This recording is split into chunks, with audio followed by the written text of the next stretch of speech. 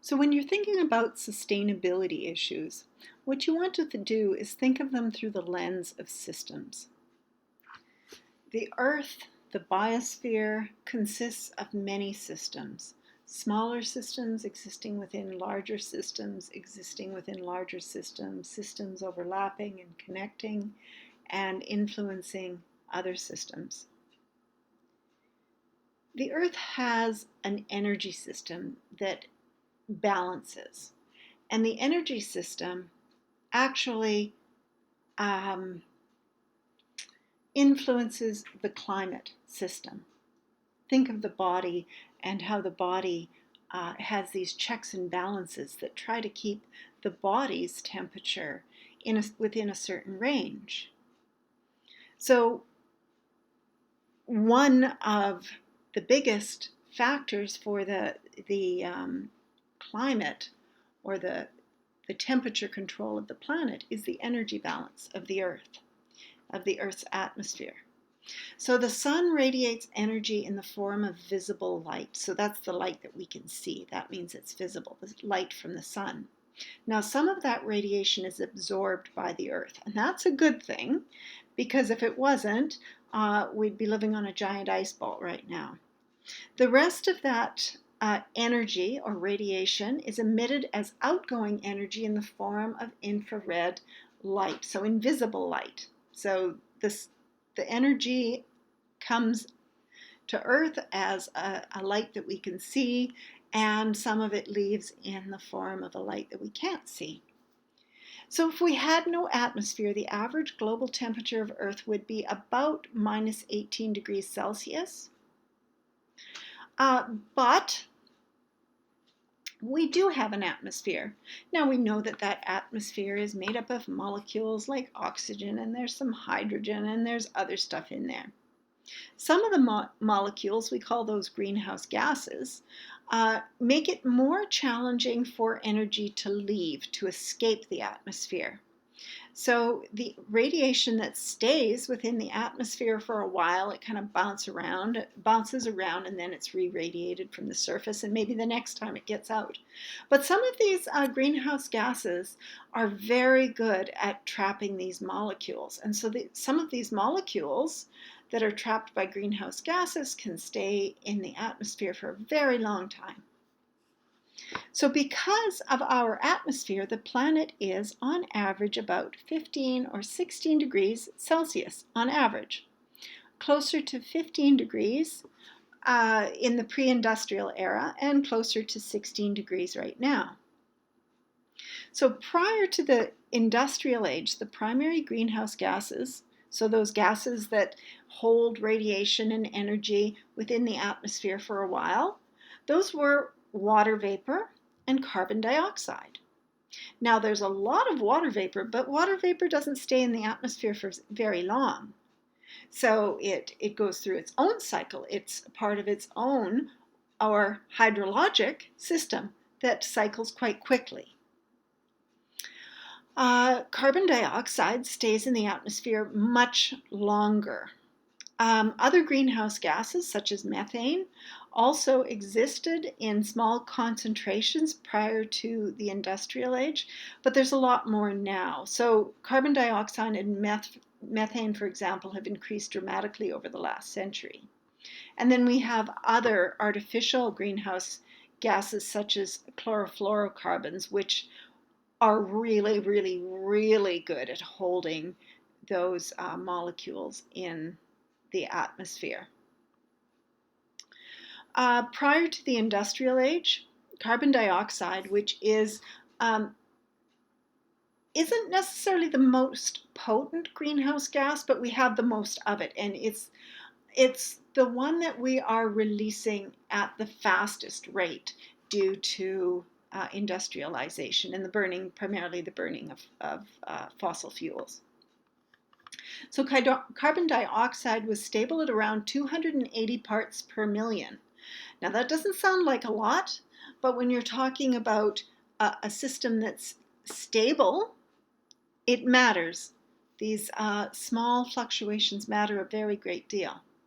We're now at at about 412, 413 parts per million. It depends on the season. It fluctuates, and we are just ticking our way up because carbon dioxide stays in the atmosphere for a very long time. So even though we might say, because of the pandemic, have actually decreased how much carbon dioxide we release into the atmosphere, anything that we release into the atmosphere increases that parts per million. It doesn't go anywhere. It just stays in the atmosphere because carbon dioxide stays in the atmosphere for a very long time. So it's cumulative. So when we say that we're decreasing our emissions, we're not actually decreasing the amount of carbon dioxide that's in the atmosphere. We're decreasing how much more we're putting into the atmosphere, which is not the same thing. Now, the important thing about this is the last time we had this level of carbon dioxide in the atmosphere was about 2 or 3 million years ago. And that's really important because the climate was very different 2 million years ago. 2 million years ago, the Arctic was significantly warmer and ice-free, and it was approximately 8 degrees warmer as well. So now that's not to say that the entire planet would heat up by 8 degrees, but there was a very, very different climate over the planet at that time. And there were no humans at that time. So we don't really know,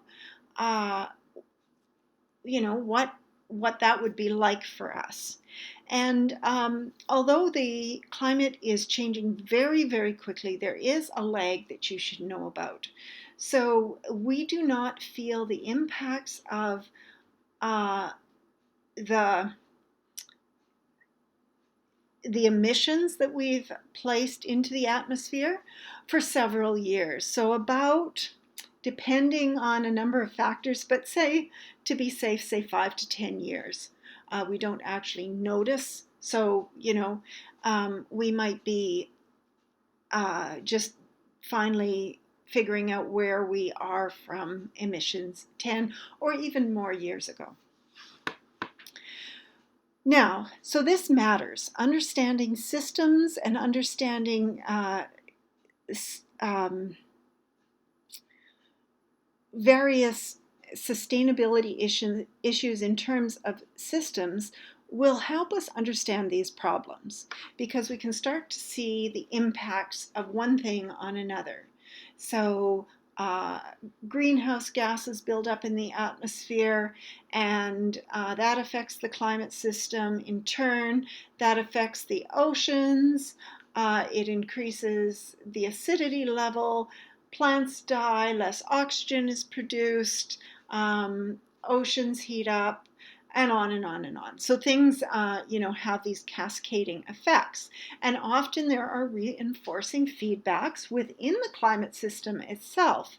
So for example, one of the reinforcing feedbacks that is quite troubling is the effect of melting ice. So we often talk about an ice-free Arctic Ocean.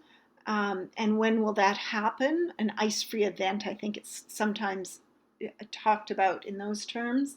That can have a number of impacts. And one of those impacts is that ice reflects more light, whereas an open ocean absorbs energy and radiation.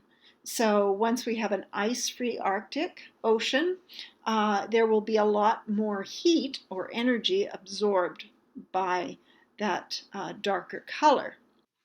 And there are many more of these reinforcing feedback loops that could potentially kick in as the global climate system heats up and there's more energy in the atmosphere. Okay, so now we're thinking about our problems in terms of systems. Let's start thinking about the solutions in terms of systems. So a systemic approach to addressing climate change could have dramatic side benefits. Remember what we said when we were talking about the Sustainable Development Goals, how we could have co-benefits. Education for girls could lead to empowering women who then could have more choices in life and would generally be likely to start their families later and have fewer children. So co-benefits, it's a win-win. We can apply these same solutions, these types of thinking to other sustainability problems, such as agriculture. So we had the Green Revolution, and that happened in the 50s, 60s, 70s, and that really saved our butts as a population because we were starting to find ourselves in a food crisis for our population. The Green Revolution, though, really was about using petrochemicals to increase yields. And that was done through monocropping. So planting these large swaths of a single crop and using chemical fertilizers produced by petrochemical products to increase crop yields. This has had unintended negative consequences. We have agricultural runoff that is polluting the oceans and causing these massive dead cells within the oceans. Our use of pesticides has triggered what's sometimes called the insect apocalypse. Well, diminishing insect populations throughout the planet. And we need insects for healthy ecosystems to pollinate those crops and so on. So we do need to change our agricultural practices. How are we going to do that? Well, one of the problems with current industrialized agriculture is that it destroys soil ecosystems. For soil to be productive, you need to have healthy ecosystems. Most of the areas that practice agriculture throughout the world do not have healthy soil ecosystems. So now what we have is something that's more like dirt, which is dead, as opposed to soil, which is its own ecosystem.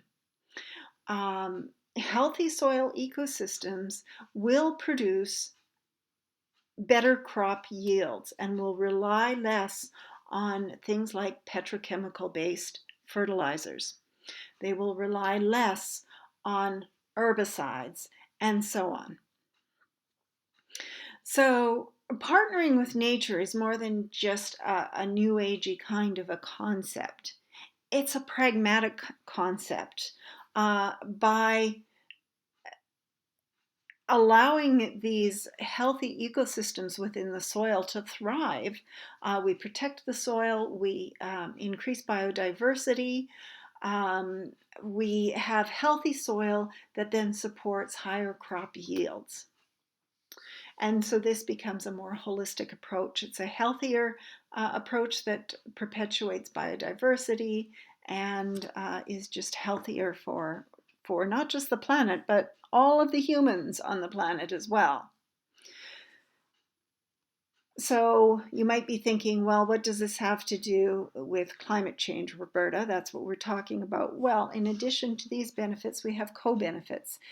Regenerative agriculture draws carbon dioxide from the atmosphere. One of the problems with industrialized agriculture is that it releases carbon dioxide from the soil. Regenerative agriculture draws carbon dioxide out of the atmosphere and puts carbon back into the soil. So we have more carbon in the soil, we have healthier soil. We have more nutrients, more organic matter in the soil. And we have healthier soil, we have better crops, we have less carbon dioxide in the atmosphere, and everyone's happier.